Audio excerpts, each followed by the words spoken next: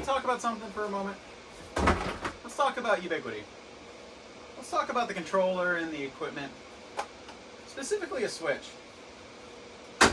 If you're in a pinch and you just need a switch to function, to operate, and you don't have VLANs or a bunch of other stuff going around, you don't have to adopt it. Like we did in this previous video, you can simply plug it in and the switch is going to switch. No pun intended. But seriously, if you plug this switch in and it's a PoE switch, right off the bat, with no configuration, you'll have a flat network.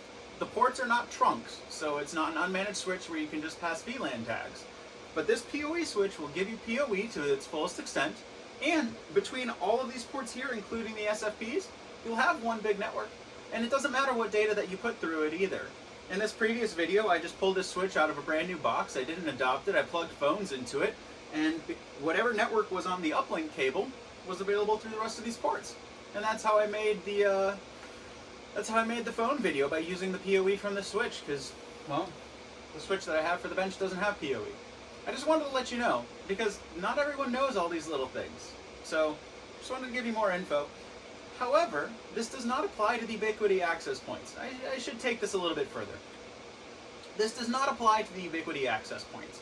This does also apply to the Ubiquiti routers. So if you have one of these USGs or a USG Pro, or any of the other routers, as far as I know, you can plug it in its default factory state, plug in your WAN connection as long as it's a DHCP for your WAN and doesn't require a static IP address. And even if it does require a static, you can log into this directly to set that static. And you'll have a network with 192.168.1.x as, you know, a usable network. Plug these two in with no controller, no configuration, you'll have access to the internet.